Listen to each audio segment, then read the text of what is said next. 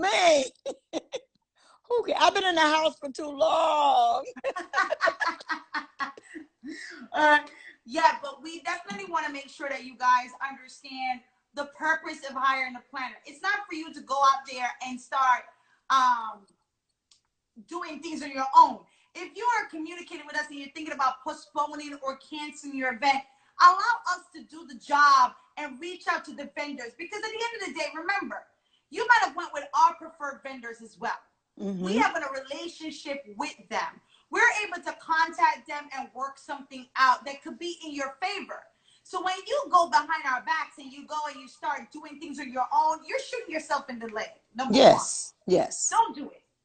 Because 9 You shoot times out of yourself in 10, the the leg, you end vendors up losing a lot more. more, exactly. Allow the planners to do their job. Exactly. And here's the thing. When you start calling behind our backs or you thinking you're helping us, trust me, the vendors are texting us saying, your bride just called me. Call me. Exactly. Well, I mean, I thought you were, what's going on? I mean, your bride just called me and said that they want to move their date. And we're like, what? Or your bride just called and said they didn't want the 4-tier cake. They wanted a 3-tier cake. And we're like, okay, well, I was not in the loop with that. Then I call the bride and say, I just got a call from the vendor. And I do that purposely to let you know that we communicate. Me and you on the same page. Yes. Yeah, we communicate.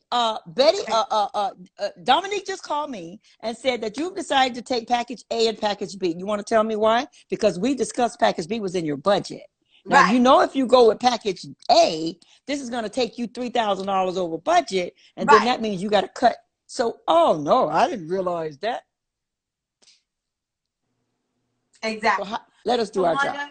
I'm telling you, I've had it done where my vendors now, the keyword that they said when a bride of mine may have called, which my brides, they know now not to. So Right. they know. You know, I had to make sure I put it out there when we do our consultation now that any communication with my vendor comes through me. Right. Now, if you reach out to one of my vendors, my vendors are automatically saying to my brides, please contact Melissa, have Melissa contact us. We do not. I like that. We do not deal directly with the client. We deal directly with Melissa. The plan. And the reason for that is this, people, they're protecting you as well. Because you may go and do something without letting me know. And then I show up and I'm like, wait, that's not what we planned. That's not what I'm supposed to expect. And then you now went and did the change and you're not happy with the change. You're looking at me like, oh, what happened? I'm like, no. You took the liberty of going and do this change without acknowledging me. So now I have to go and clean up the mess that you created. And it's not. And then if things go wrong, for example, if Sandra shows up with red roses and they're supposed to be pink roses, and then, you know, they're going to be looking at us. With me. And Sandra's going to be like, well, she told me red. Well, the contract says pink. But no, she called me Tawanda. Well, Sandra's not going to do that, but you got some of these floors that might. But, you know, I take my lead from the bride. No, ma'am, you don't take your lead from the planner. So if you don't get anything out of this message tonight, if you hire a planner, let us do our job. Good, bad, and indifference. Let us do our job. That's what we're here for. Let us do our job.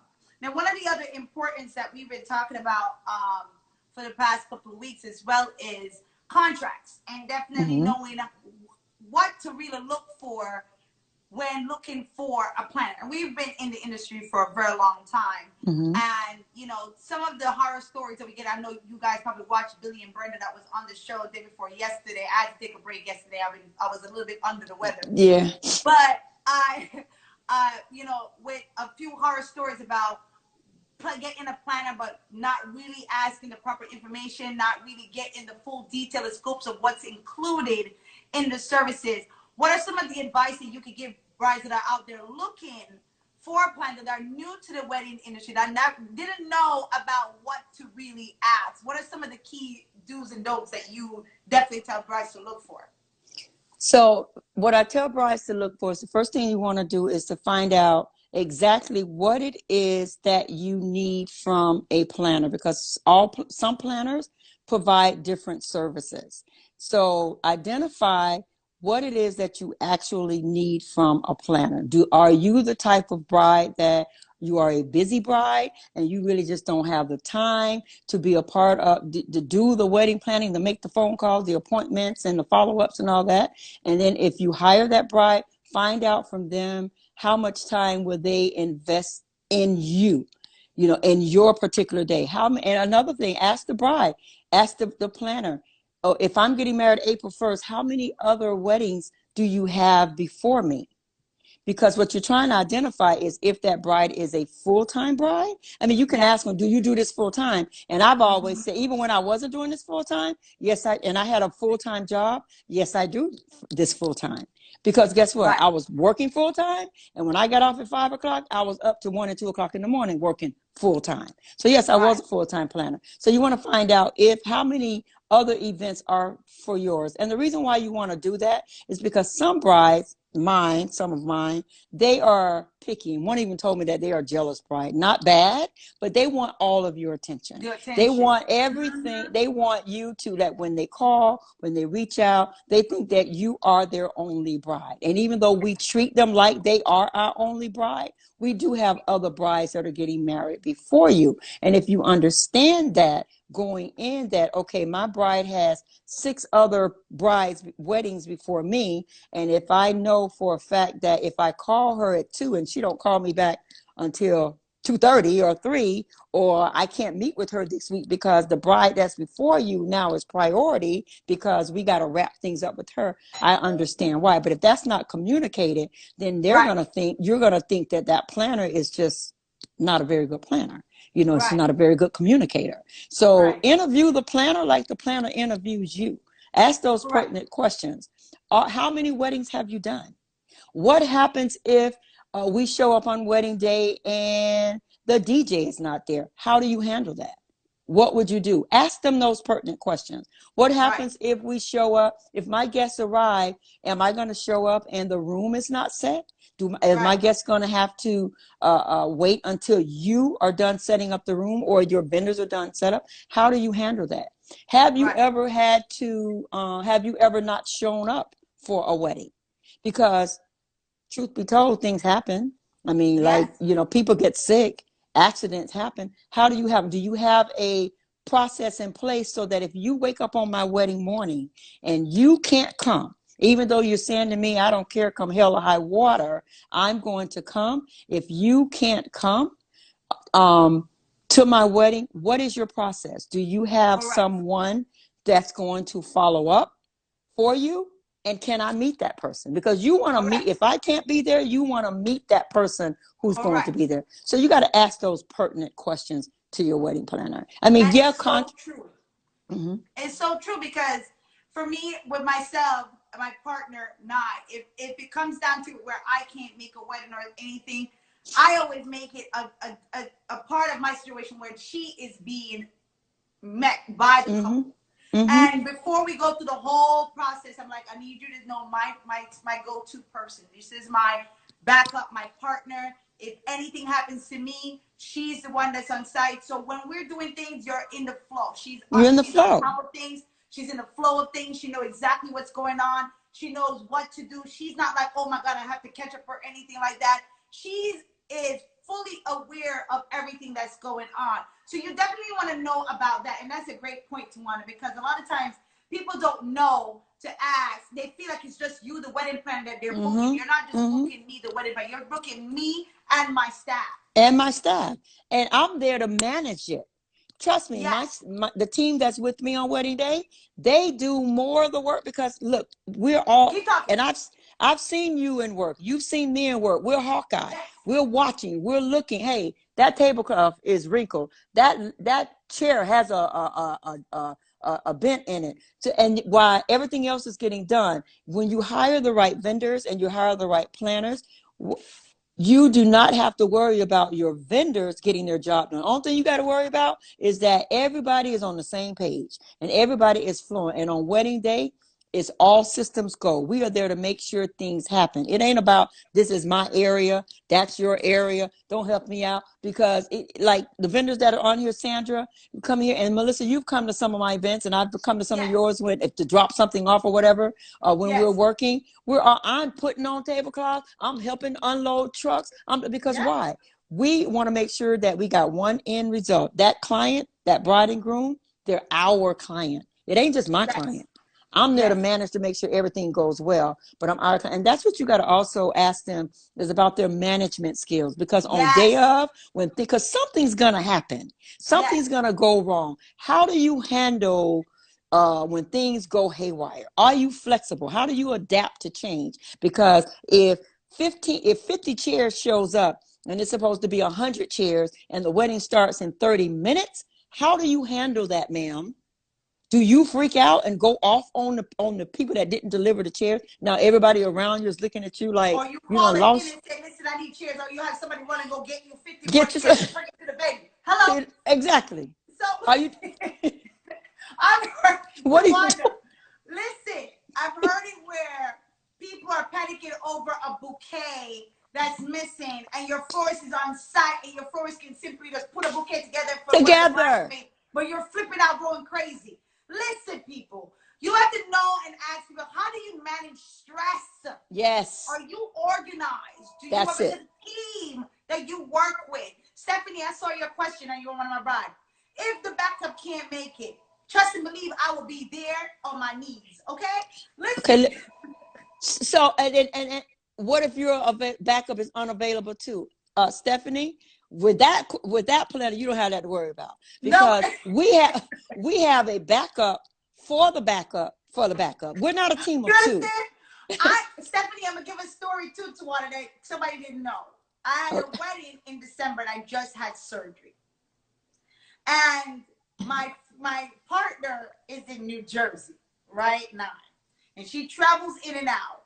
And let me tell you something. If you thought that I was not at that wedding, even though my partner was here, surgery happened like 3 days before. I was released out. I was supposed to be on bed rest. I was at the wedding. If Deborah and all of them on here, if you could tell them that I was there.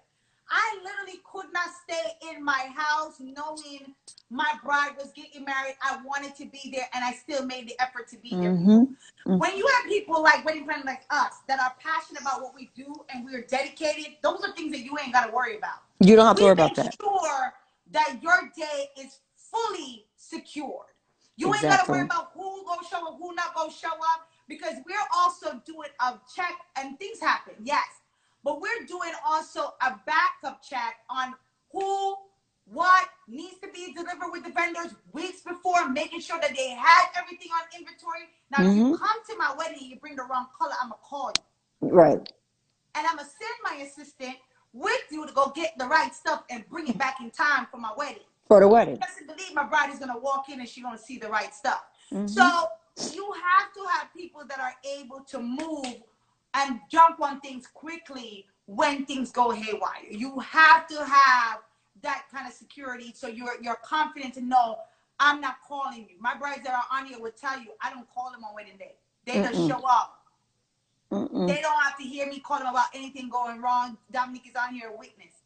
I literally just show up. They're one of my assistants with you at your bridal suite, and the rest is with me. See? And that's how we roll. And that's when you know that you have a planner that's, and I'm not going to take anything away from the new planners, because with a new planner, what I tell them is apply those same skills that you had in corporate America, those detail-oriented skills, those organizational skills, those management skills. Apply those skills to planning your bride's wedding. Just like I heard Travis say when he was on your show, that Travis says he couldn't retain or understand what CEO does, what they would do. That didn't make sense to him, so he had to put it into his language. Right. I'm the quarterback. I'm the coach. That's the quarterback. That's my lineman. That's the back. And when he got that into his brain, it was all systems go. Same thing with us. When you have a planner that, like you say, is passionate about what they do, there's no way in hell I've never missed a wedding. Let me knock on wood. In my 15 years? Now, I've gone to weddings sick as a dog, And Man, in my I showed up sick as a at a wedding, dog. and my bride didn't even know it. They didn't even until the next day. To Until the next day the when we end. call, when I called, they're checking. When one bride called me at the end of the wedding, I always check them when they get in their room. I get back home and I'm in the bed. I couldn't even get out of my car one night. I had to pull up in the driveway, call my husband and say, "Come get me out the car." What's wrong? I can't move. I I'm can't sick. move. I can't move. I don't know. What's wrong? And I Oh, think I Tawanda, you slept for don't want 4 to days. live at my place because it's like 2 flights of stairs. Don't even tell you. So like at nights when I'm done doing the wedding, my feet are swollen, my body aches, I can't come up them stairs. I'm like, listen to me, man, you won't have to wheel me up, drag me up, lift me up. Yeah, I'm taking at least 20 minutes before I get up into my apartment. And it's it's crazy. crazy, people. You guys have to understand, like, What we we are do. definitely going to do everything possible to make sure your day is perfect. Mm-hmm. It's your dream wedding. You dream about this day for years. From you were a little girl growing up, some of you guys have been dreaming about your dream wedding. And it's the same for us. It's like we're taking your vision and bringing it to light and making sure that the same love that you walk into your room and you feel that day is the same thing that you feel. When I see my brides cry, it seals it for me. I know that I did my job. You did your And job. that's all that I look for. I'm not looking for you to tell everybody in the world, oh my God, my planner is... No. I'm looking for you to tell me, hey, this is what it is. It's the experience that you walk away with. It's the experience for me. It's the All experience. right, That's Tawanda, what you it's let for me me. go and say 2 minutes. I'm going to hang up and come back on so we can go continue. All right. And this time we don't have an echo. Now we don't have an echo. Perfect. Yes. So, yeah, as we were saying that, these are some of the things that we want to make sure that you as brides that are out here. And Stephanie, love you. Definitely, Stephanie, me and you got to talk. I know we've been back and forth with some stuff, but definitely we got to talk about some stuff. But what I want you guys to also understand is the purpose of having a plan. One, budget management. When we advise you when it comes to this budget, is because you have stressed to us in the beginning, in your consultation, how important it is to stick to your budget. Yep. Now, when you tend to go off the rails on your budget and then you come back and like, oh, this is too much, this is what we don't want. We want to make sure that throughout the whole planning process, when we're getting the vendors, we're recommending you to different vendors and the pricing and we're getting the quotes and we're putting the budget together, is that we're all on the same page and we're sticking with on the guidelines. If you go in and you sit with a vendor and you change your mouth from what we discussed, you need to be 100% with us knowing that you're going to go forward with that change. Right. You understand? Exactly. Because when you say to me, all right, Melissa, I can spend a little bit more, I'm willing to do so, fine. Let's do it. But if you come back, if we go and sit down and you come back to us and say, well, I'm going to need to cut corners. All right, now, that's too much work. Let's talk about that because I tend to have where we sit down, we go over, we know what we discuss the budget is. We know what you want to spend with that vendor. It is important that you stick to your guns if you know that you cannot afford to do the extra.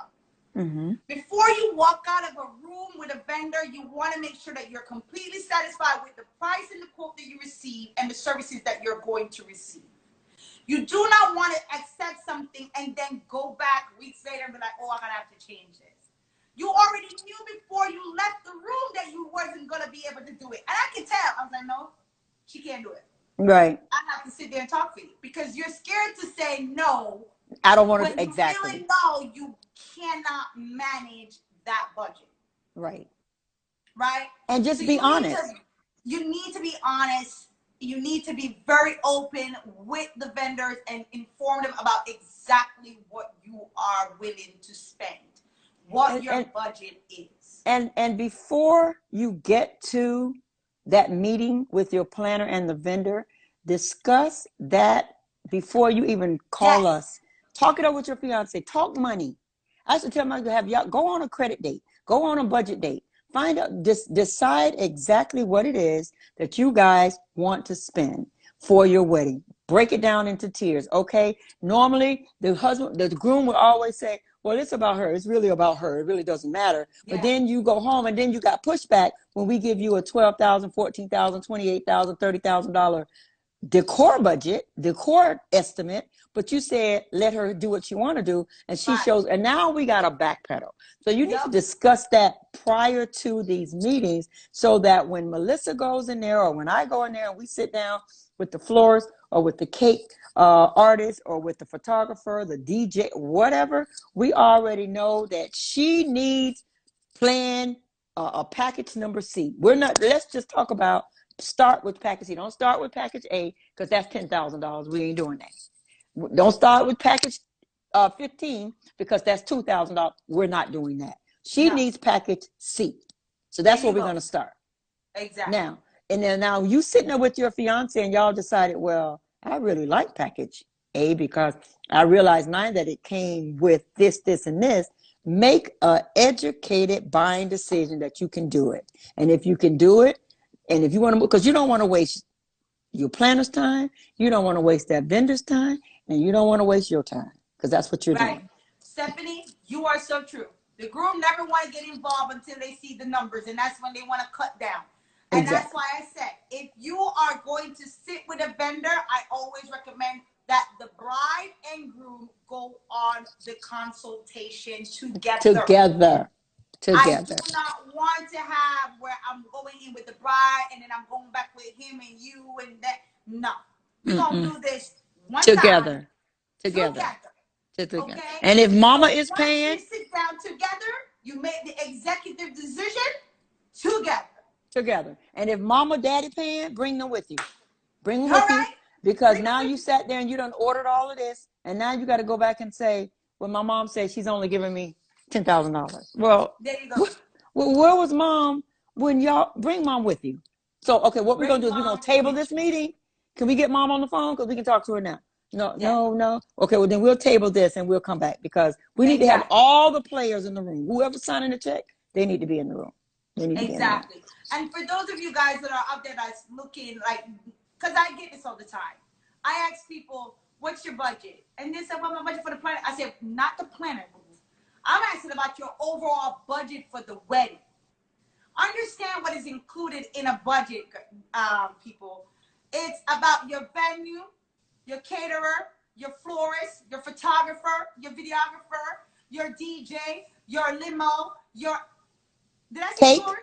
Your cake. Your everything. This is what's included in the budget, right? Now, when you sit down and say, okay, I'm ready to have this wedding, I'm ready to plan this wedding, these are the things that you need to be having a conversation with your fiance and talking about. How much are we really, and then when you go, and I always do this, Tawanda, I don't know if you do this. Like, I will sit in a consultation and they give me a number. I said, okay, cool. Pen and paper, hold up. Let's do the math. How many people I do it. You have it? Okay. So you got 150 people. All right, let's say estimate how much is per person per plate. All right, what's the minimum and what's the max? Minimum, let's say we get you at $80-something, and I'm lowballing it, right? Right. $80-something, and I'm like, all right, 80 times 150, how much you got? Right. That's cool. I do it. That's cool. Okay, now you're talking about your centerpiece. Sandra, if you're on here, you're going to love me. You talk about your centerpieces. You have 150 guests. You're talking about 12 to 15 tables, because 12 people per table, or it's 8 people per table, 10 people per table. You calculate that. That's just the reception alone. You're going to need at least 12 to 15 arrangements for your reception alone, right? Now let's talk about this. You're going to come in here. You're going to say, oh, I want the bridge. I want the candelabras. I want the flowing cascade. I want the orchids, right? I want the candles. I need all of that.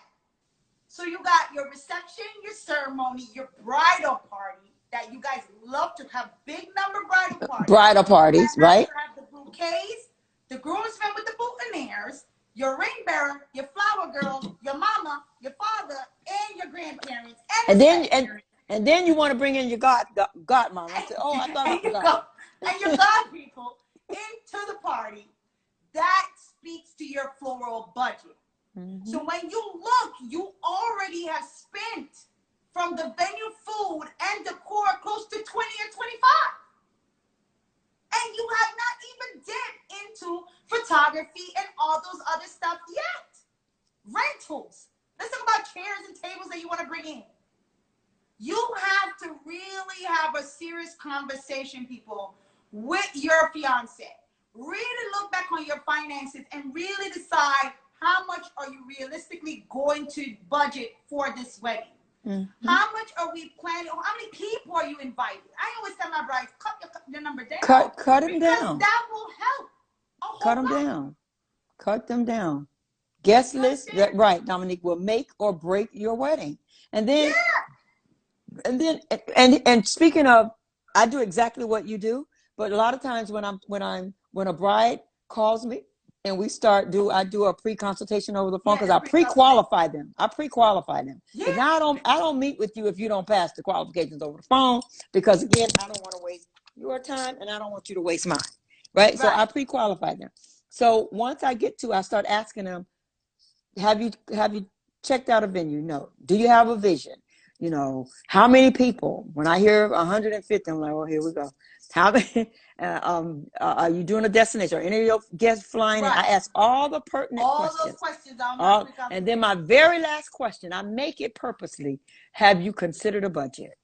Oh, yeah. And they would either say, no, mine is the first. I make it my last because I want to hear their story. I want to hear this story. I do that too, Wanda. Let me tell you, I do want to hear the story first, and then I ask them at the end what the budget is. But sometimes the bride will get on the phone and then they'll start telling you the full detail before you get into your question. True. And I said, okay, I hear where you're going. You're telling me what you see on my page. You already know what you like. What's your budget? And then they would tell you, and I said, okay, let's go through this. I'm not going to stump your ground here, but I still want to hear the rest of the questions. So I'm going to continue to go through it, and then I'm going to come back to it. Like Khalid is on here. She said she loved the story time because she's my assistant. She sit on it. And it's like, we love to hear all the information, and then when we get to the numbers, and everybody's like, oh. What? Oh. Yeah. No. Now, somebody asked a question, and I don't want to run away from it. Okay. Is there a way to cut floral costs by using Fox artificial flowers? Is Sandra on here? Listen. Let me say this, and I'm not a florist. I don't profess to be one, but I work with some of the best, and Sandra's on top of that list. This is what they've always, I believe, false, how do you call it? Faux flowers? Flowers? Silk flowers and real flowers are neck and neck. Silk flowers can cost you more, and this is why I was told it can cost you more, because with a fresh bunch of flowers, that florist can take that flower, break it, make it do boom, boom, stretch it out. When you got a silk one and you're trying to create this $300 arrangement, you need 1,000 of those. Thank you. So don't get it twisted that just because you use fake, that it's going to cost you less. Listen to me, people. I remember doing a wedding in Atlanta, and and also New Jersey. Twice I did it, where we're like, okay, she's gonna purchase all the flowers wholesale, and we're gonna put these arrangements together, and we're gonna make the arrangements ourselves. She was like, okay, I'm getting 156 hydrangeas. I'm getting 100. That thing made 2 arrangements. By the time, no, I'm serious. By the time she was able to get all of the arrangements, she spent almost close to what she would have spent on getting a florist to make the flowers it for you. Listen, silk flowers is not cheap, people. It's expensive. Because even for me who do flower walls and champagne walls, I have to buy all these flowers and I make the mats from scratch. If I have it where I can go ahead and ship it in, fine. I just did a wedding in February because of the whole COVID-19 situation and China was locked down. I couldn't get my flowers in. My assistant is on here. Trust and believe. We literally build mats from scratch. I spent more than what I charged the bride for the flower wall. Yeah, exactly. Twice the money to make that flower wall full and fill the way she wanted it.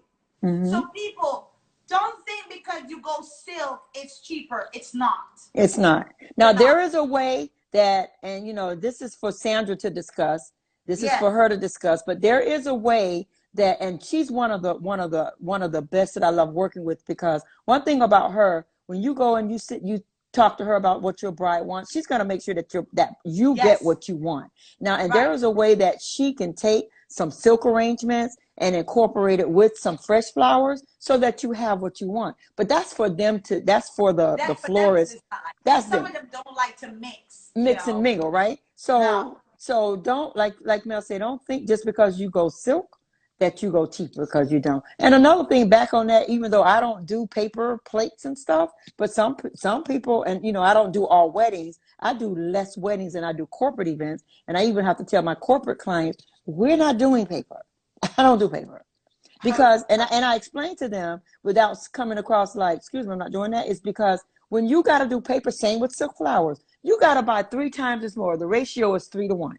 So with a plate, you got a plate per person. When you're doing paper, I'm going to eat out of that paper plate. Wow, that turkey was good. I'm going to throw that plate away. Now I got to get another plate and go back and get leftovers, get seconds. Yeah. And then I'm going to have a few drinks, and now I'm hungry again, so I got to get another plate. So no, less is not always, cheaper is not always the best. No. And then the thing with us as planners too, we focus on detail. We definitely know the different details to make your wedding grand. And I know Dominique is on here because it was one of the things that we're going to be talking about next week, is how to change a wedding from small to grand. What elements you can incorporate to kind of, get that grand look and grand effect. Some brides may ask, is charger plates necessary? To me, yes, it is. I like, charger plates fills the table. It makes the table look elegant. It brings up the whole decor. So if you feel like you don't want a charger plate, then your centerpiece needs to be very grand. Very grand, exactly. Very grand. Because you just have a small centerpiece on the table, it's going to look naked. It's going to just look like, I don't know what. I don't know what even want to describe it. But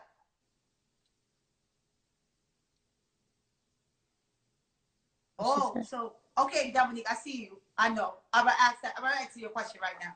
But just for that, you want to make sure that you allow us, because we are visionaries, we're creative. We know exactly how to bring your vision to life. So when we do it, and I tend to do it, it's like, do sample. As I even want to hear your feedback before I come the day of too. I'll do a display table, a sample table, bring in a few linens. You're going to pick what you want. We're going to put the combination together. Yes. But what you guys also have to understand, when we recommend certain things, is because we know what the look will need to take it to the next level. Exactly. And if you got to cut corners, there are some areas that you don't want to cut. You don't want to cut. You don't want to cut. So if you're concerned about a charger plate because it may be $5, $3, or whatever that charger plate, the one you've chosen, the Belmonts are what, 3, 5, 10, I don't know what they are now. But if you want to cut corners, and if you got 100 people, and at 300 Belmont plates, let's just say $3, I don't know what, I'm just going to use that. That's $300. Say, okay, but you're looking at this, be creative with your alcohol. Save that $300 and say, well, instead of us doing open bar for 4 hours, let's do open bar for 3 hours and use our cocktail hour as a signature drink. Can y'all save it? That's what you have a planner for. Because see, I really want you to have that charger. So now I can go back to my vendors and say, listen, can you take $300 off by, instead of the alcohol during cocktail hour, let's do a really nice signature drink. How can we bring this down $300? I'm not going back to the florist because we know we need that to be. Exactly. We need the stuff. I'm going to go back to a vendor where I know mainly my venue and say, can you take, instead of giving them 12 appetizers, take one off. Exactly. It's $3 per. It's $3 per person. Now, because I even say that a lot to my vendors and when I have my brides and they are on here, I say, send me your contract, especially if you book it before me. Yeah. I need to see it, and I tend to go back. I go back to the venue, especially if I have a relationship with them or not really have a relationship with them. I need to go back over to see what are there. You can chop out. Stephanie's on here. Where you can cut out, where you can add, whatever, to see how we can use that towards something else. Can I use that credit to it? All right, you include the cake. I don't want your cake. Right. I don't want your cake vendor. Right. Can I use the cake money towards something else? Sure, we can put it towards XYZ. We can do X. Listen, you won't really know until you have the planner really negotiate those terms with the venue. With the vendor. Exactly. So you really need to let the planner do her due diligence and get in the information you need to see where she can. Don't cut the decor. No. I hate when they do that. I'm serious. Because when you change the decor, you're giving me 2 looks, then you go back again, you cut again, and you give me a 3rd look, and then I'm losing the whole vision. There are other ways you can cut.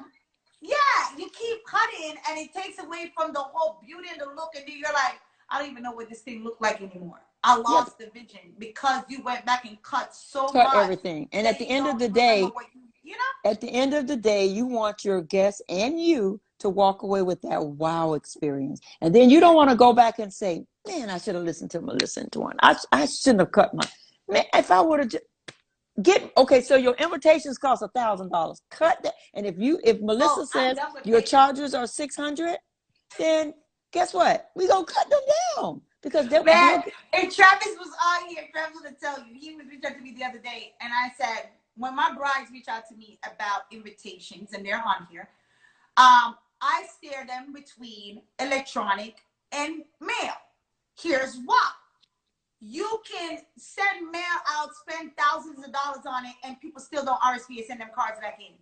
9 out of 10 of them lose it. They don't send it back in, and you still got to do follow-ups. My thing is, a portion of the older traditional family members, immediate family, you really need to have a paper in, that's who you should be sending paper invitations to. For the younger generation like us and who are technology savvy, look into a wedding website.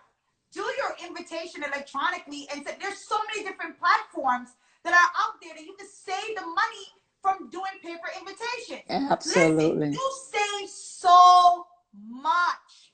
And then with that older generation, like my one bride, Olivia, when I told her that same thing, when she did the math and did the numbers, she only needed 20 invitations. And guess what? She was able to up the game, got some beautiful red velvet invitations that she spent a quarter of the money for. She still got the look that she wanted because she was ready to spend almost $200. You're not spending over $3,000 for that. No, you're not. You're not doing that. But if you want grandma, uncle, if you want grandma and uncle to get a really nice one. The ones that really want it.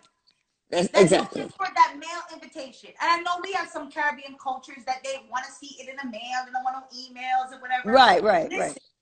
Those are the ones you give the mail to. But for everybody else, people, get a wedding website, electronic invitations, save the money, invest that money to like your decor or something else. Trust. And with COVID 2020 or 19, what is this, 2020? Virtual is the way, baby. Virtual is the way. Every one of my brides have a wedding website. Everyone. And every one of them, how they communicated with their client, with their guests, is through their wedding website. Electronically. And it looks nice. It was so easy. When I mean one email sent out to everybody, everybody's came back, send their little comments and posted a little. It was seamless. So easy. No issues whatsoever. And Love it's that. The best way now to really communicate. I even went on there and put a little postponing message on the website. So when guests go there, they saw the message on the website. They see it. You understand? So you guys have to utilize these type of resources that are out here now that are trending into the new millennium, because we tend to still be stuck in this invitation process. No. You can use that money to give you some nice little favors that could be acrylic that you could put on your guests, that when people initially want it, they can take it and they save it. Exactly. Spend the money on the invite. I'm sorry for pick with invitations, but I'm sorry. But I still commend you guys. I still support you guys. But sometimes you got to put a streamline in between what makes sense from what doesn't make sense when it comes to a bride, especially if you're in a 200, 300 guest count bracket or more. It's crazy. It's crazy. It doesn't make sense. And you're going to have some of those brides. Okay, we can answer. Okay. My big question to my ladies, after doing weddings after wedding, what is the best amount of guests to have at a wedding? Mine is 75 people. Dominic, you're in a good number. You're in a good one. You're in a very good number. Very good number. When you say but ask her when she said what is the best amount, did you mean in regard to us planning and managing and producing, or in regard to the bride in regards to their money? You just took words in my mouth. So good. Yeah. You asked it. Dominique, Yeah. respond. so, because that's a good number. Ways. And if you can get it under 75, I love you too. If you can get it under 75 and tell me you got a $30,000 budget or a $40,000 budget, and we got 50 guests, we own and profit. Hello. Let's do it. Because that means you got 50 guests. We don't need. Feel is the best number for money and enjoyment. Your number? Yes. When a bride come to me and tell me, oh, I have 30, 40, or $50,000 budget, and you tell me your guest count is 50 or 75 or under 100, I can make it work. I can get something great. When you start going into the 150, 250s, and so forth, I'm already knowing that the decor is either going to be minimal, and it's not going to be over the top, and we're going to have to scale and cut corners in certain ways to make it happen. Right. But when you want that over-the-top glam wedding and you only have 75, trust and believe I'm going to go all out. It's going to kill it. It's going to be amazing. Yeah. Because you're giving me the money and the resources to make it happen. To make it happen. To make it happen. And trust us. A discount for 150 or 200 or 300 at that budget. It's not going to work. It's not going to happen. It's not going. And when they give you that kind of budget, that's because they got fiance in the ear saying, "Look, you can spend $10,000." But no, when they come and say, "I have 200 people," and so what's your maximum budget and your minimum budget with your 200 guests? Well, 10,000. Somebody's gonna say, no. I said, wait, no, this is me. I said, I said, wait, how many guests did you say? I said 100, and this was so wrong with me. I said $100,000 because I know you didn't say 10. She said, "Ma'am, no." He was bold enough to say it too. I said, let me, and then this is when I go into education mode, because whenever they call me, I don't let them hang up. I already know you're not my bride. I already know you're not my bride. So here's an opportunity for me to give back. This is what I give back. Right. You may not book me, but I'm gonna educate you tonight. And I'm not even gonna call my planner friend, Melisa, and say I got a live one, because I'm not going to stress her out with that foolishness, and you're not going to stress me out. I'm just going to educate you so that when you call the other people, whoever, your sister, your friender, and they can work with them $10,000, because it's not worth it. It's not. That's right. That's right. But yes, Dominique, we got to give back to the community. We got to educate, and that's right. Education. You know what I'm saying? We educate in the brides out here because they really don't know what it costs to really plan a wedding. They really don't. I got booked today, a bride for 2021, and it was absolutely, from the time on the consultation, I was refreshed. Why? She said, I knew what my sister spent on her wedding 5 years ago. So I knew exactly that my budget for now had to be double or triple that. Wow. She said that to me, and I said, oh my God. Wow. If I had 50 of you that knew this, it will be, you cannot compare weddings that were back in the day when mommy and daddy was getting married to now. Because that's when they come up with the 10, 15 when they call me. I said, right, okay. right. And they think because they looking back like, mommy saying to you, oh, I spent about $10,000, $15,000 on my wedding. No. And back in the day, that was the bomb. That was the bomb, right? But when it comes to, I'm going to answer that in a minute, Stephanie. I think I told you this already, but I'm going to answer you again on that. But when it comes to the actual wedding, right? And you guys are looking into this budget and so on. It's very important, guys, that you think about the trend that you're looking at, because you're on Pinterest, you're on all these things, and you're looking at all these amazing decor and concept and everything, but you're losing exactly what goes into the planning process. You get so excited by everything that you see that you're not really thinking about how much does it really cost to do this. So Stephanie, to answer your question, right? See, Betty King said she spent $50K on my wedding in 1998. In 1998. So somebody asked for the guest for 300 and 200. Now, what's the average budget? What's the really plan for those guest count? That's the question. For 300. So for 300 and 200. So so listen, let me answer it this way. Okay. For Stephanie, if you have 300 guests, your budget is really going to depend on your vision. Didn't I tell you that? Stephanie, go ahead. On your vision. So if you're on Pinterest and if you've sent, this is your bride, right? And if you sent Melissa all of these amazing pictures with awesome table skates and crystals and y'all know Melissa slays.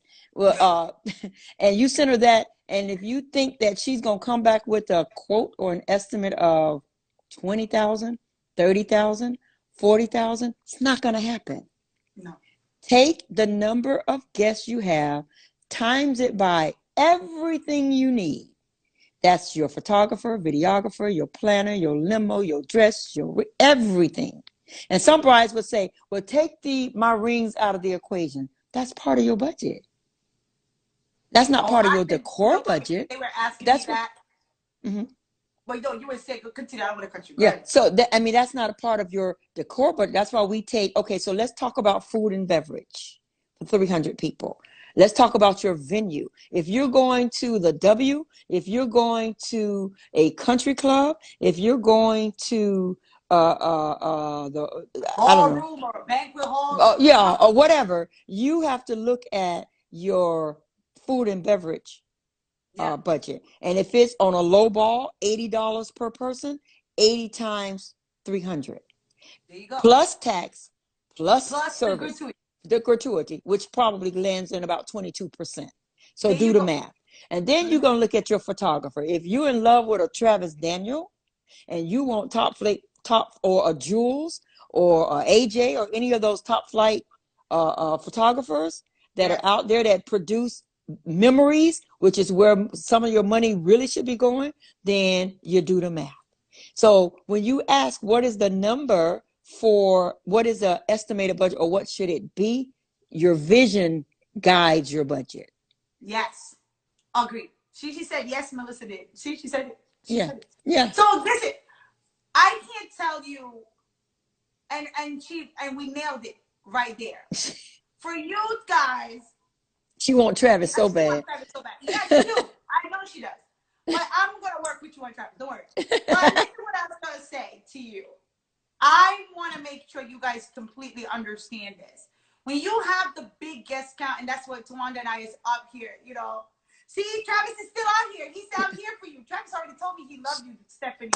He will work with you. Just look at your planner. That's why you hire planners. But you can't go to Travis with that, I ain't got but $3,000 with 300 people. But Travis loved you. He told me the same night he spoke to you, he loved you. So talk to Travis. He got you covered. Don't worry. But here's my thing. When you guys go ahead and think about your guest count and your numbers, what you're saying, do the math, people. Mm-hmm. The guest count, what we've been stressing on here, is what really kills it. And your vision, you have to be open-minded. I see Lucy that said, yeah, that Pinterest be killing you. It does. You need to come up and have the planner, you and the florist come up with a creative vision that fits you. Your vision. Stop comparing. Stop looking at what someone else is doing. With the Pinterest, because Pinterest running $100,000 wedding. Yeah. Stop. Go to Pinterest for inspiration. And when you get inspired, come back to reality. And your reality is what's in your bank account and what you have allocated toward your money. That's what Pinterest is for. Okay? Because here's the thing. When you go on Pinterest and you fall in love with these things and you go and sit with a florist and you come to us, we're looking at them like, okay, do you have the budget for this? Because we can't do this. We can bring you something close to this that will look really nice and elegant, that fits in your budget, but it won't be exactly this. Right. Be open-minded, people. Give us the opportunity to create the vision that you have. Because when I talk to my brides, I always say, talk to me about your look for your ceremony and reception. I listen. And I said, I already know what your look is. I really don't need to see the pictures because I already start thinking creatively what I'm going to do for you based on your consultation with me and me getting to know you, the bride.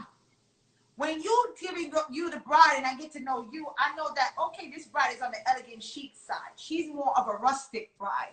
This bride is more of, oh, I'm the glam. I want the over the top kind of wedding. When you sit down and you really listen, and we listen to what you guys are expressing to us about your vision, in our heads it's going like, for me, I'm already painting the picture. I already see exactly where we're going with this. And then I'm starting to shoot out ideas and like, ooh, Mel, yeah, you on my page. Yeah, Mel, yeah, you got it. Because we're thinking. We're listening to you and listening to your vision. Okay? So you don't want to sit there and get stuck on these Pinterest pictures that you're seeing and all that stuff. Be mindful. Pinterest will drive you crazy. Like I know. Pinterest. I love you. But I'm saying it's the truth. We don't want you to get stuck because then I'm going to be like, if you come to me and you stuck on that Pinterest photo, I'm like, you're going to give me some money. We're going to need some money to bring this decor. And you're going to up that decor budget for me to get it done.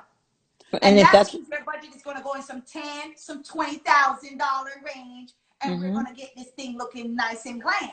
But if you're not ready to spend the 10 and you're only in the 5 range and you're below 10 range, let's get it together.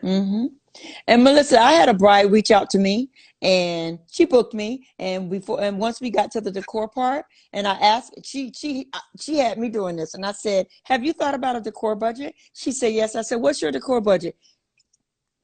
That sister said 40 plus. So I'm thinking, wait, did I hear? I know this lady ain't talking $400 or 44,000. She said, no, 40 plus. And I said, 40,000. And I had to compose myself. I was like, 40,000. She said, yes. And she said, here's why. Then the picture started coming. Boom, boom. And I'm looking like, yes. But here's the thing. She said, but my wedding's in 2022 because I got to save for that. So this is a bride that knew what she wants. She said, I'm not deviating from this.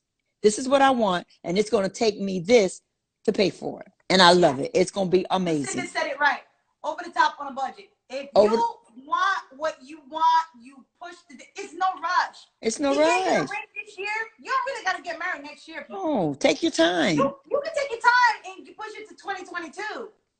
Take your time. It's going to happen. Save up the money and get the right wedding that you want, the vision that you want. Man, I'm in St. Augustine. Killing them. We're about to kill it. It's in Augustine coming up with a big budget. Listen, when you guys, and it's all the way in 2022. See? I have brides that are like, listen, I'm planning now for 2022. I want to spread my money. I want to plan now. I got brides calling me from Boston. I got brides calling me from California. I'm telling you, when they get their mindset and they want what they want, they are taking the time to plan.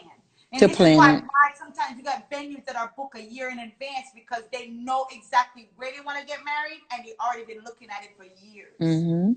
So they're going to save that money and they're going to put it to the test and they're going to save up to get exactly what they want. So there's no rush, people. No. Take the time to really save up, get the finance. And if you don't have the finance, you really want to get married right away, be realistic, be open-minded. You know, be open-minded. That speaks to you and your partner. And not something that you're seeing up there. I say, yeah, Lucinda, Pinterest driving you crazy. It will drive you crazy. It will. And if I can share a couple of things with brides too. Number one, don't compare your wedding to someone else's because you don't know what kind of money or what kind of headaches or what that bride went through to have that wedding. When you go to another bride's wedding, and if it's not your vision, it's her vision. It's okay.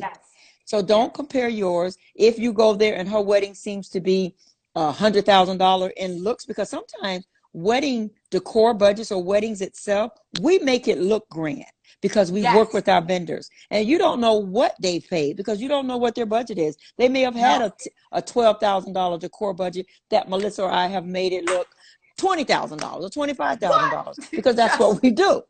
So don't compare your budget your wedding vision with someone else. And the other thing that I want to share with you, we can talk however long you want to. I want to share is Everybody can't come. Keep that in mind. Everybody don't come. Create you a list, A, B, and C, especially now. This is the time now to sit down and look at your guest list. Create A, B, and C. Who am I going to be on? Who going to be on the A? Who going to make the A list? A list is family, close friends, co-workers. Then as you create that, and co-workers are not everybody. Those are the co-workers that is your ride or dies at work. But your family, your friend, close friends, and co-workers. And then go back and look at those close friends and say, who have I not talked to in 6 months, 8 months, 12 months that I saw in Publix last week, but I haven't really interacted with them. Put a line through them. X them out. Look at the family list. Okay, I haven't talked to my cousin Gwen since Uncle Johnny died. Uncle Johnny died. I haven't talked to him. Why is Gwen on my list? Uncle Johnny died in 2008. Why is Gwen on the list? You see what I'm saying? So you have to be, that's why everybody can't come to the wedding. Everybody. That will save you money. It'll save you time and headaches. And I understand, because I have a lot of brides that are in the ministry. Stephanie is one, love her. And she's stuck with this whole 300 guest count. But the thing that I love about Stephanie is that she's going to do whatever it takes. That's why she pushed her wedding. Stephanie's been reaching out to me for over a year now before she booked. And every time she told me, she said, Mel, I think I'm going to move the date because I really want this, what I want. And I commend her for that, because it's not that she's trying to please everything, but she knows exactly, because she's what she wants. Her family, and everybody needs to be there to celebrate them. So she's going to do whatever it takes to kind of make sure she gets what she wants and invite those people so she pleases everyone. And that's what's important, Stephanie. People. It's important that you're moving it for you. Yes. But not for everybody else. Exactly. Correct. Because she's like, I want to make sure that I'm not scaling back on my decor. And that's something that she's been stressing. She's like, I want my decor, and I don't want, because of the guest count, I don't get what I want. So I'm going to do everything that I can to get the money to do what I want to do what you want to do. Exactly. So this is where you guys need to really be mentally, is really understanding where you guys want to be. If you're looking for that grand look and the budget, and you or your fiance is not on the same page, you need to get on the same page. Get on the same page. That's the first thing. Get on the same page. Understand. And sometimes my bride will do this. Mel, I need him to come in here and sit down and talk to you. Listen. When the groom finished talking to me, he like, whatever Melissa says. Because they understand, and then you're able to break it down, and they get the full detail of what they are spending on. When they see you, the bride, come to them and say, hey, Mel, hey, I want this. I want the circle arch. I want the backdrop. I want the... They're like, okay, all right, okay. But then when a planner really explains to them where the money is going and how it's being spent and what the vision look like, and they can visually see it versus you telling them. Exactly. It makes a difference. This is why with planners, like I said, we do mood boards. We definitely do like a full thing to show you from the beginning to the end what your rule setup will look like. You want to make sure that you can sit down with your fiance and he can see the vision. See the vision. See the vision. Exactly. When he can see the vision, he will be on the same page with you, and he will agree with you on what you're asking for. Okay, I see what she wants. I love it. Ask Sandra. Enough time you sit down with a groom and he like, oh, we didn't spend that much on flowers. But then when he sees it, on the screen, Billy just joined. Billy can talk to that too.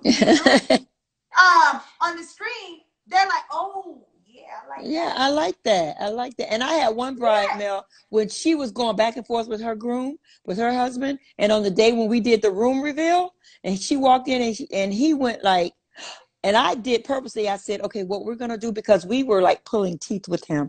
I said, we're going to flip it. Usually when I walk my couples in, I usually either tell him I say, you open your eyes because I want you to see it before she does. So I flipped the script. I said, because we went through so much hell with him, I want you to walk in, you know the vision. I said, on the count of 3, groom, you don't open your eyes. Right. Bride, you open yours. She was...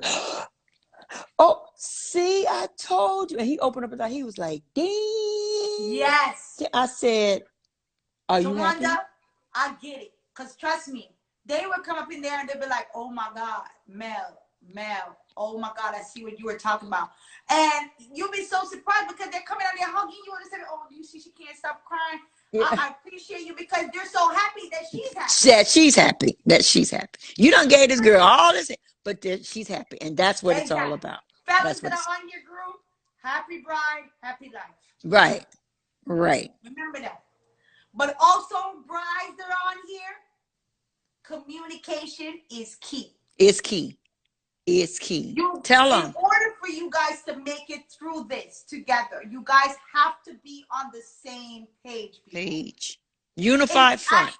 You need a unified front.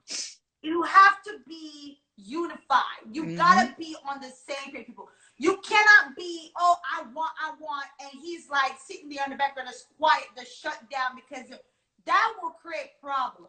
From the beginning. You have to get divorced before you even start. From the beginning. You have to. And it's good to have that front before you even start talking. Before y'all sit down with me or Melissa, look, because we don't want to create any. Because at the end of the day, when we done that custody, y'all go home together. You don't want to get in the car, in the parking lot. I'm sitting in my studio and I'm looking down like they're getting ready to have it. Work all that out before you come in. So that when you work out, I want you to walk out saying, this was the best meeting. I completely understand. I'd rather for you to go back and say, let us go back and rethink our budget and we'll get back to you. Exactly. We'll get back to you. Because that's something where I would prefer versus you coming in and rushing into something, to be honest. I mean, I stress and I always tell my clients, I don't send prices. I don't send proposal until we speak, until we meet. Exactly. I have to meet you guys. I have to really hear. I got to see where you guys are going with this whole thing before I even send anything. I'm not going to say it doesn't make sense to me to send a package price to you. When somebody just sends something to you and not really know what they're walking into, that's bad business. Yeah. No, because they don't know what you want. We don't know what you want. No. We got to talk to you. We have to meet with you. We have to sit down and really see where your mindset is at. And then it's hard for us to backpedal, because if I sent you out that estimate and I tell you, well, everything that we talked on the phone is going to it's going to be about $15,000. And then now we come in and we sit down and then we go meet with the floor. And then now we're looking at $25,000 for decor. Exactly. Well, you gave me this and it said, well, sweetheart, we didn't add in the 4-column acrylic arch. We didn't add in, when we talked, we only had 10 tables. Now you got 15 tables because you had 100 guests, but the venue that you chose, they only have 60-inch round tables. In order for us to fit all of your guests at these tables, we got to add in more tables. That's more centerpieces. That's more. I'll do it. Let's sit down, like you say. Let's talk it out. And then when I send out that estimate, I'm sending out a one that's an educated guest. So now you can see the total picture. Look at the total picture. And I know if you're going to come back, if you're not going to come back. Exactly. Because my assistant would tell you right off the bat, the amount of information that we give, and then sometimes when we go into the price point of things, and the amount go from to, it's like you done woke up. You just realize like, oh, wait, I don't know if I was ready for all of that. Right. You know, I was thinking that we were going to spend this, and that, but no. And then what I would do, Melissa, when I get that aha moment, and I already done said in my mind, they're not coming back, or this is not my bride. What I would say to them on their way out the door is, listen, the information that I shared with you is for you to take it and utilize that knowledge, whether you come back to me or not. I don't care what other planner that you go to. If they tell you that they can do everything that we discussed for less than this, maybe run. I tell them run. Tawanda, I said correct, but you said run. Run. Listen. I have heard it too many times, and I had 2 couples that I had to save from a situation like that. And when they came to me, I said, I don't want to know who the planner is. I really don't care. Right. I really don't care. But what I really want to know is what I'm going to do to help you in this situation. And where your mindset is at now for me to bail you out and get this thing the right way. Because you were sold something, but that person cannot deliver what they sold. Right. And that's the thing, people. We talk about making sure you do your homework, reviews, background. Listen, reach out to all these different brides that you probably saw on our pages. I'm telling you. And talk to them. And talk to them. Talk to them. Talk to them. Listen, I don't mind. Because trust me, I thank God. I wish I had wood right now. But I thank God that each and every couple that have walked through our doors have been completely satisfied. And we have done our duty to make sure they're happy. And a lot of our clients come through referrals because they reach out and they do it. They'll slide into a bride's DM. I see Melisa just did your wedding. He said, yo, Mel is the ex. Mel does this. She do everything. She don't do the... Listen, people come to me and ask me, oh, do you do decor only? No. Right. I'm a full planner. Full planner. Full-fledged. Full-fledged. I am not one to just come and do the decor only. I don't do those partial things. I'm not a la carte. I'm full. She says the trust and communication has to be there with couples so that you can trust us. Absolutely. What is the difference between a planner and a designer? Shouldn't they do both? No. They can do both. They can do both. Like, I'm a planner and I do the designing, the full planning, and everything. So you have full wedding planning that includes the design concept, the whole planning process. You're trusting them. Thank you, my darling J.A. Occasions. You're trusting them, and you're putting your vision in their hands. Execute. Right. Understand? So that's a full wedding planner. A designer now, you can go to, like, say, for instance, Sandra or somebody and say, hey, I need you to decor my wedding. You want to just deliver florals and so forth. But guess what? Sandra's not coming to put on linens. She's not coming down to put down no charger plates. And she's sure not coming down to put no utensils or anything else. And you can't call Sandra when your makeup artist late, when your limo didn't show up, and the DJ ain't got your music right. You can't call Sandra for that. You cannot do that. So when you think about a designer and a planner, there are two separate entities. You have people that will come and set up and then leave. And then you have the full planner that's doing the setup, that's there with you for a whole year planning, design the whole concept with you, break down with their staff with you the whole package. The whole package. Just a planner and she give you your pricing. That's what you're paying for, people. Right. You're not just paying for me to just simply come here and plan a wedding and just get you referral for vendors. That's not it.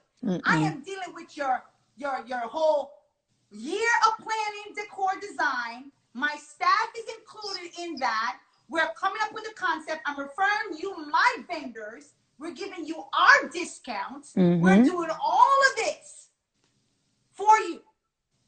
That's what a full planner does. And that's what we are. We're full planners. That's what we are. Sandra, and you have some planners that do planning, designing, and florals. Yes. They do it all for whatever reason. I mean, that's what they want to do. They do the florals. That's called floral and decor and event planning. They do that. I tried that at the beginning of my career, and I quickly realized that they can have them flowers. They can have. Thank you. Hello. You can have. You want to do somebody that does it all. Yes, sweetie. I answer your question. But to touch where Tawanda is saying, you have people out there that does it all. And so on. And kudos to you guys. I commend you. And you better have your team. They have their crew. And they have it super organized where they don't feel stressed and overwhelmed. Now, when you're new in the game and you're trying to tap into all of that, sweetie, go back to the drawing board. You ain't ready. Go back. Go back. Go back. You ain't ready. Because number one, as a planner, you need to be able to organize to the T. Be there for these brides. These brides call you 24/7 because trust me, my phone don't stop ringing. Understand? You have to be coordinated with the vendors. You have to be coordinated with all the different guests, everything that you have to be doing. So you have to really think about what you're stepping out into, this field, this industry that you're getting into. We as full planner that does the designing and everything like that is because we got the vision to do so. But when it comes to the floral, I need my florist to do that. That's right. That's right. Because that's what she's there for. That's what they're there for. That's why she called my preferred vendor florist, my in-house florist. Right. That's who I work with. That's who does the floral stuff. We come together, we sit down together, and we make the design together. Your florist and your planner and you are the 3 T's that works together to bring that vision together. Okay? So that's exactly what you need. Mm-hmm. Get back from square one. Oh boy. Back. Lucinda, I don't know who you got, but that goes back to those questions that you should have asked. You have to ask those questions. Because listen, think about it. You cannot be in, we are human. We can only be in one place at a time. There's no way that if you got 20 tables to put flowers, and some florists, our florists, they come on location and start putting things together. Now think about it. How is that florist, planner, designer, all in one wrapped up to be downstairs at your reception, at your ceremony site, setting up your big old hoopah with all your flowers and crystals hanging, and then get a phone call and say, can you come to my room because my makeup is not right? Or can you come downstairs because the DJ left his music? Okay, but I got these flowers that I got. So that's why she said they can do it, but they better have a team that's tight. That's going to be there to back them up. Everyone has, J Occasion, I love you. Everyone has their role, and that's why we call it a team.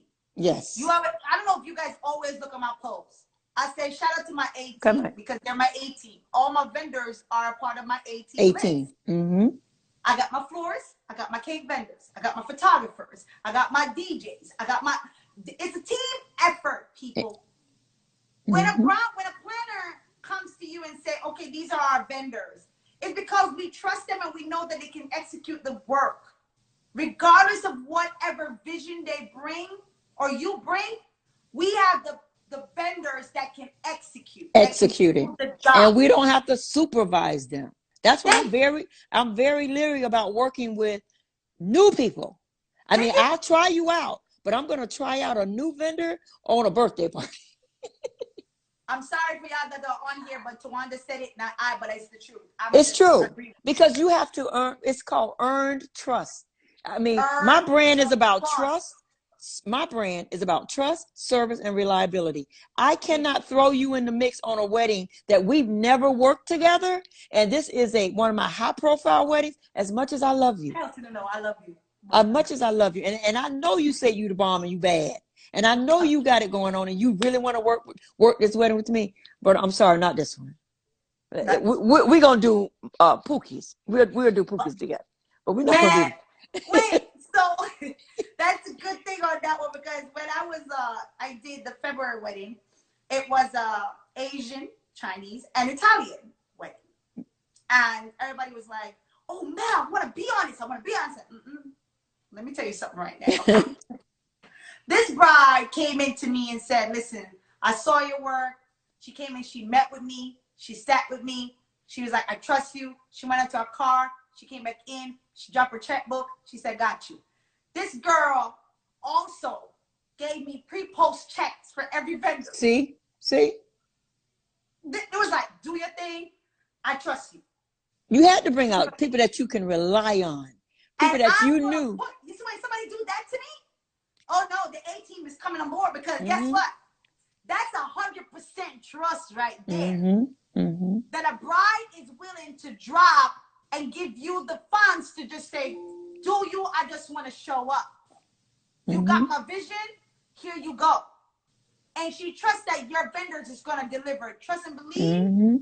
When my bride walked into that room, she was crying and the groom had rave review for me. He's Italian. These are people that drink, Asian people that are conservative. But I'm telling you, we had those people rocking throughout the whole night, talking the whole night. And that's what I mean, people. When you are out here looking for a planner, Lucinda, I saw you. I heard you said you ain't got nobody, you in the beginning stage.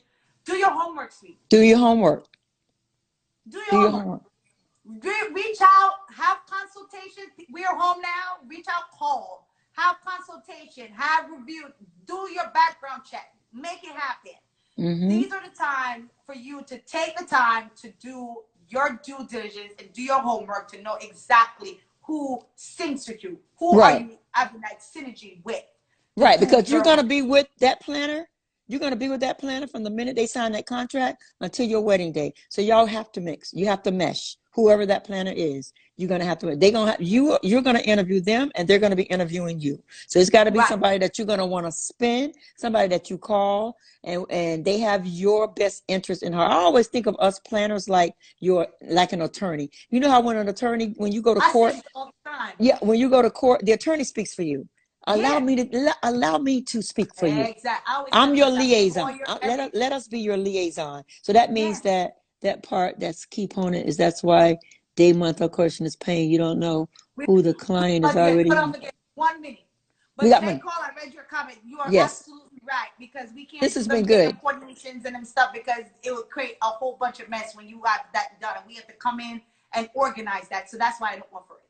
But guys, thank you so much. I wish me and Tawanda can stay out here more. We did 2 hours here on live. I know. Really appreciate each and every one of you brides that have been on here. I hope you get all the information that you needed to really get you started and get you out there to really do your due diligence and find out who is best for you and get your planning process to the T. Absolutely. Join us tomorrow live with Mel. We'll be on here with Bricks Media Group, a videographer who's amazing out here. Awesome. He'll be on here tomorrow at 6 o'clock. And also join me tomorrow at 3 p.m. with Rashawn Rose while they bring me onto their live page tomorrow at 3 p.m.